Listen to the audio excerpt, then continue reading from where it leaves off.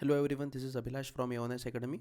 दोस्तों, आज के वीडियो में हम लोग देखने वाले हैं कि union public service commission UPSC ने अभी आज ही जो आने वाले 2023 का जो अटेम्प्ट है प्रीलिम्स का एग्जामिनेशन है उसका नोटिफिकेशन उन्होंने आउट किया है। ठीक है, तो ऐसे कंडीशन में आज हम लोग देखने वाले हैं कि what is the eligibility criteria, कैसे आपको अप्लाई करना है, वन टाइम रजिस्ट्रेशन क्या होता है। ठीक है, ये सारी चीज़ें आज हम लोग आज के वीडियो में शॉर्ट में देखने वाले हैं। तो सबसे पहले देखिए, आज के ही दिन नोटिफिकेशन लॉन्च हुआ है 1 फरवरी 2023। जो लास्ट डेट है वो 21 फरवरी इन्होंने रखी है, मतलब 21 फरवरी के शाम के 6 बजे तक आपको अप्लाई करना ही पड़ेगा। अप्लीकेशन का जो वेबसाइट है दैट इज़ www.upsc.gov.in। ठीक है, इसमें देखिए हाउ टू अप्लाई, यूपीएससी की वेबसाइट पे जाइए, यहाँ पे नोटिफिकेशन में यहाँ पे दिया गया है। अगर आपको ये नोटिफिकेशन डाउनलोड करना है तो डिस्क्रिप्शन बॉक्स में लिंक दी गई है, हमारे टेलीग्राम चैनल पे आप जाके नोटिफिकेशन डाउनलोड कर सकते हैं। वहाँ पे आपको वन टाइम रजिस्ट्रेशन प्लेटफॉर्म पे आपका रजिस्ट्रेशन करना पड़ेगा।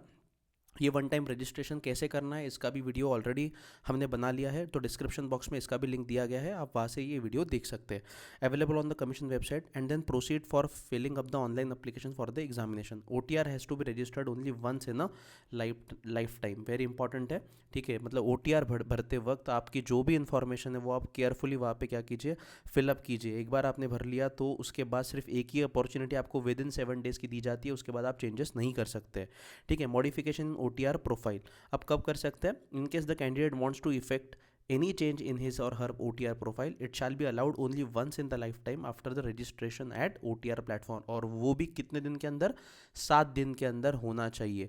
इन the case the candidate after registration of OTR applies for the first time in this examination, last date of modification of OTR would be 28/2/2023। ठीक है, मतलब अगर मान लीजिए आपने 21 तारीख को आखिरी दिन अगर फॉर्म भरते हैं तो उसके 7 दिन के अंदर ही आप OTR के इसमें OTR में जो भी आपने इन्फॉर्मेशन डाली है वो चेंज कर सकते हैं। मतलब 7 दिन का ही विंडो यहाँ पे दिया गया है।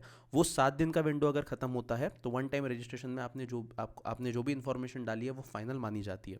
Next, modification in application form other than OTR profile. तो इसके लिए इन्होंने क्या किया है कि 21 फरवरी is the last date to apply, उसके बाद 22 से लेके 28 तक ये जो 7 दिन का समय दिया गया है कि अगर आपको कोई आपने चेंजेस करेक्शंस आपको करने हैं आपके एप्लीकेशन फॉर्म में तो आप कर सकते हैं। ठीक है, तो ये चीज़ है। उसके बाद the candidate will not be allowed to withdraw their application after the submission of the same, और आपको कोई भी एक फ़ोटो आइडेंटिटी कार्ड आपका आपके साथ होना चाहिए। Aadhaar, voter ID card, PAN card, passport, driving licence या फिर any other photo ID card आपका होना चाहिए। और जिस दिन आपका पेपर रहेगा उस दिन आपको वो फोटो आईडी कार्ड ओरिजिनल आपको आपके साथ में लेके जाना है। Last date for receipt of application कौन सी है? 21 फरवरी 2023 टिल 6 PM। ठीक है, और ई एडमिट कार्ड जो है वो आपको 3 हफ्ते पहले आपकी ईमेल पे यूपीएससी कमीशन की तरफ से आपको भेजा जाएगा। आपको पोस्ट की तरफ से वगैरह कोई भी इन्फॉर्मेशन वहाँ पे नहीं दी जाएगी, मतलब बाय पोस्ट आपको कोई भी चीज़ नहीं आएगी। जो भी ट्रांजैक्शन आपका होगा यूपीएससी के साथ में वो ऑनलाइन बेसिस पे होगा। Penalty for wrong answers will be there, मतलब negative marking is there in prelims examination. Basically अभी ये जो नोटिफिकेशन निकला है इसके ज़रिए आपको अभी प्रीलिम्स का फॉर्म भरना है। फिर जब आप प्रीलिम्स पास कर लोगे उसके बाद आपको मेंस का अलग से फॉर्म भरना पड़ेगा, जिसको ही हम लोग डैफ भी कहते हैं, डिटेल एप्लीकेशन फॉर्म। ठीक है, वो बाद में आपको फिलअप करना है। ठीक है, उसके बाद अब facilitation counter for guidance of candidate, मतलब अगर आपको कोई भी प्रॉब्लम आता है फॉर्म फिलअप करते वक्त तो ये नंबर्स यहाँ पे दिए गए, आप कॉन्टैक्ट कर सकते हैं। मोबाइल फ़ोन्स आर बैंड, तो एक बार ये पढ़ लीजिएगा दोस्तों, कौन सी चीज़ें आपको अलाउड है, कौन सी चीज़ें अलाउड नहीं है। तो ऑब्वियस बात है कि जो भी इलेक्ट्रॉनिक इक्विपमेंट है, स्मार्ट वॉचेस है, ब्लूटूथ के डिवाइसेस है, वो सारी चीज़ें आपको बैन रखी गई है। अगर आप वहाँ पे लेके जाते हो तो आपको कंप्लीटली एग्जामिनेशन प्रोसेस से डिबार्ड किया जाएगा और आप पर लीगल केस भी लग सकता है। Candidates are advise not to bring any valuable costly items to the venue of the examination. ठीक है, उसके बाद अब कौन से जो एग्जामिनेशन है यूपीएससी प्रीलिम सिविल सर्विसेज का वो कब होने वाला है? 28 मई 2023 को कंडक्ट किया जाने वाला है। और जो सर्विसेज है वो सर्विसेज का नाम यहाँ पे लिखा गया है। टोटल नंबर ऑफ वैकेंसीज जो है, it is the important aspect. Total number of vacancies कितने हैं दोस्तों? 1105 वैकेंसीज आर देयर। ये 2016 के बाद सबसे हाईएस्ट वैकेंसीज है, मतलब it's a golden opportunity for you guys. ठीक है, जिन्होंने आपका प्रिपरेशन कैसे भी चल रहा होगा तो बहुत जोर शोर से प्रिपरेशन कीजिए, बिकॉज इतने नंबर ऑफ वैकेंसीज 2016 के बाद पहली बार यहाँ पे निकले हैं।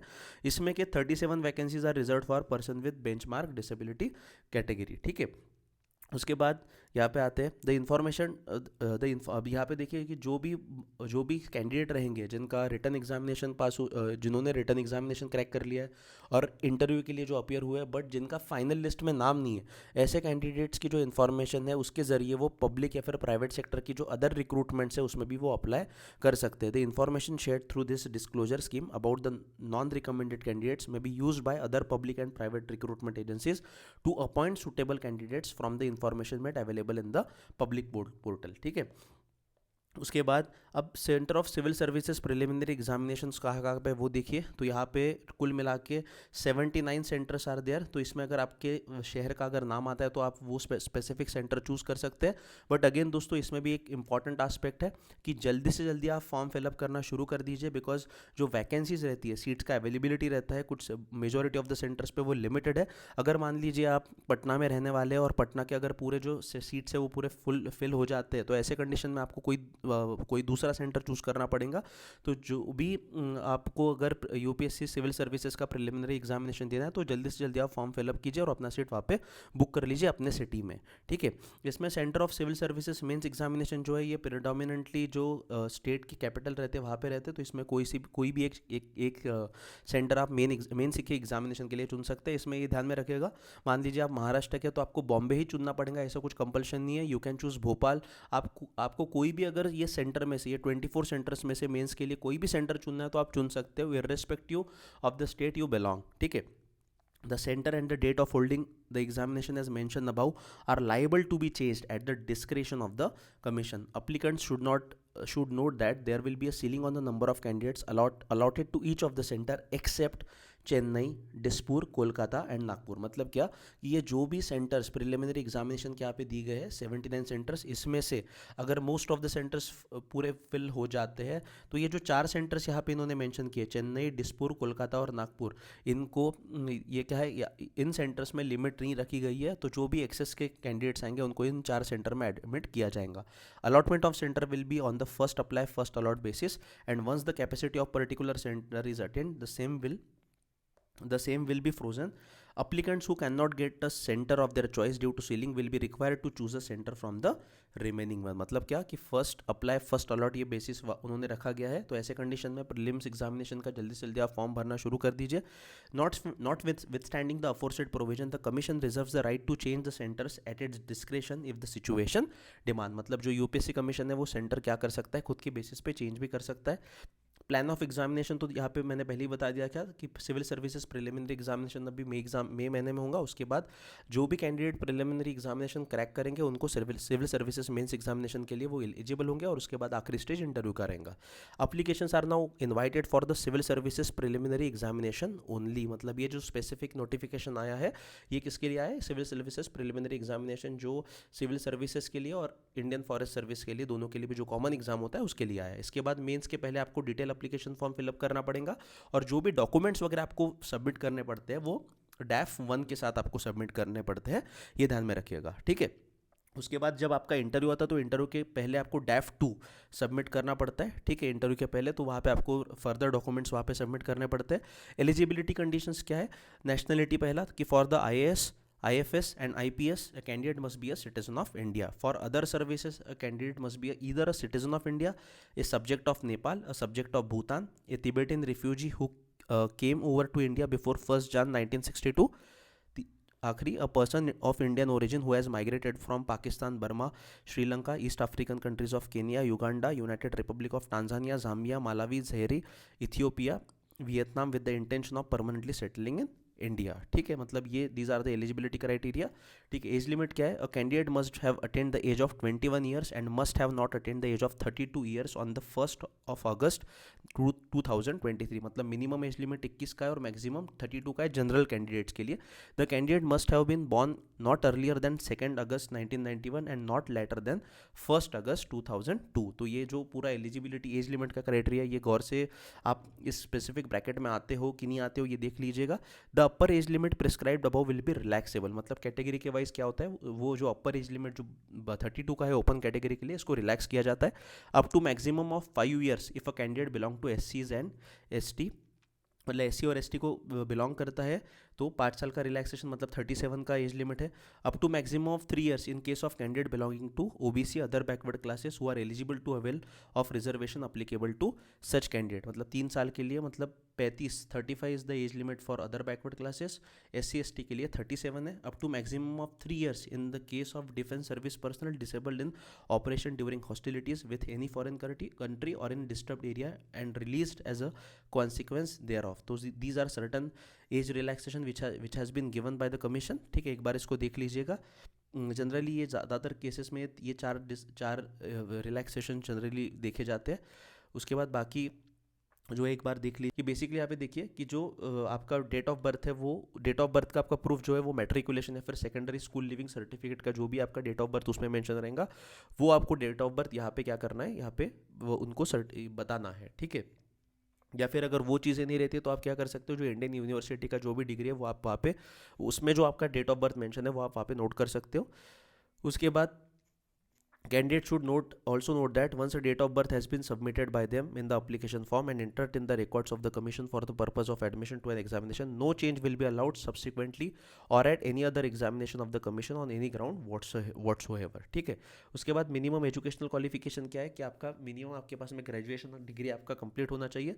कोई भी universities, Indian universities by an act of an centre और स्टेट लेजिस्लेचर इन इंडिया और other educational institution establish by an act of parliament और declare to be deemed as a university। ठीक है, all candidates who are declared qualified by the commission for taking the civil services mains examination will be required to produce proof of passing the requisite qualifying examination along with their application. मतलब क्या, इसमें बहुत बार ऐसा होता है कि last year में जो बच्चे रहते हैं they are also eligible for giving the exam, but commission ने पहले ही बोला है कि अगर उनको एग्जामिनेशन के लिए अप्लाई करना है तो जो मेंस एग्जामिनेशन के पहले उनके पास उनकी डिग्री होना चाहिए। बिकॉज जब डिटेल अप्लीकेशन फॉर्म 1 जब फिलअप करना पड़ता है मेंस के पहले, तो उसमें उनको उनकी डिग्री बताना पड़ेगा। ठीक है, उसके बाद जो MBBS के कैंडिडेट्स है, candidates who have pass the final professional MBBS और any other equivalent professional examination leading to a medical degree और certificate but have not completed their internship by the time of submission of their applications for the civil services mains examination will be provisionally admitted to the civil services examination provided they submit along with their application a copy of certificate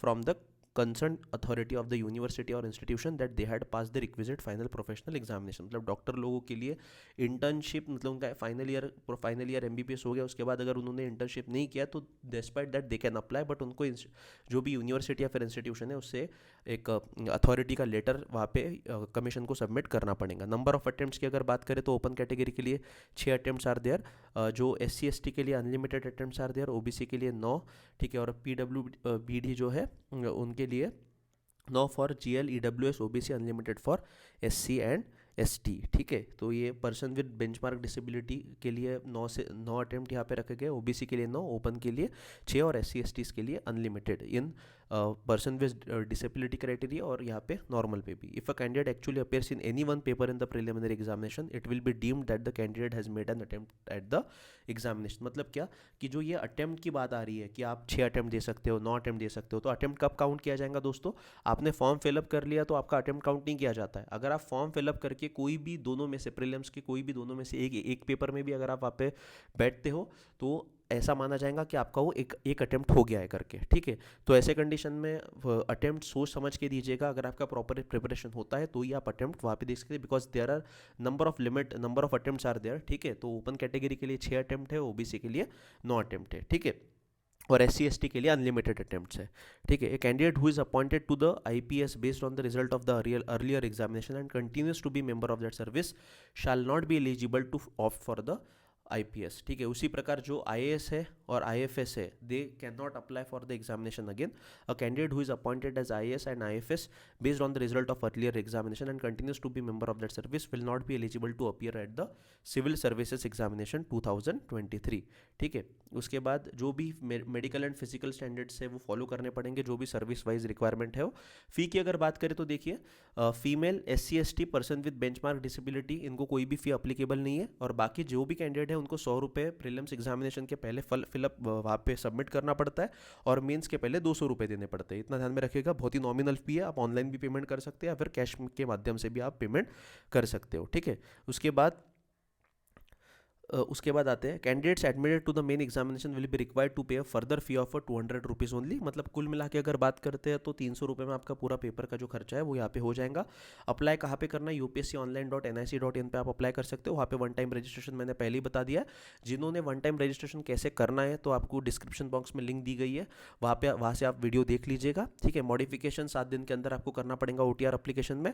उसके बाद all candidates whether already in a government service, government owned industrial undertaking or other similar organization or in private employment should submit their application directly to the commission। but इसमें एक बात ध्यान में रखिए कि अगर कोई भी सरकारी अधिकारी है या कोई भी गवर्नमेंट अंडरटेकिंग में काम कर रहा है, अगर उसको एग्जाम देना है तो रिस्पेक्टिव जो भी डिपार्टमेंट में वो काम कर रहा है उसका लेटर उसको कमीशन को सबमिट करना पड़ेगा, ठीक है। अगर वैसा नहीं होता है और बाद में उसका सिलेक्शन हो जाता है तो वो कैंसिल भी हो सकता है, ठीक है। So these are some of the important things. Candidate appearing in civil services preliminary examination 2023 will be required to indicate information such as, मतलब इसको जो भी कैंडिडेट्स अभी ये फॉर्म भरेंगे उनको क्या क्या बताना पड़ेगा, detail of centres of civil services mains examination, मतलब अभी आपको मेंस के एग्जामिनेशन का आपका सेंटर कौन सा है अभी वो आपको बताना है। And IFS examination, optional subject to be selected for the examination, कौन सा ऑप्शनल सब्जेक्ट आप सिलेक्ट करने वाले हो।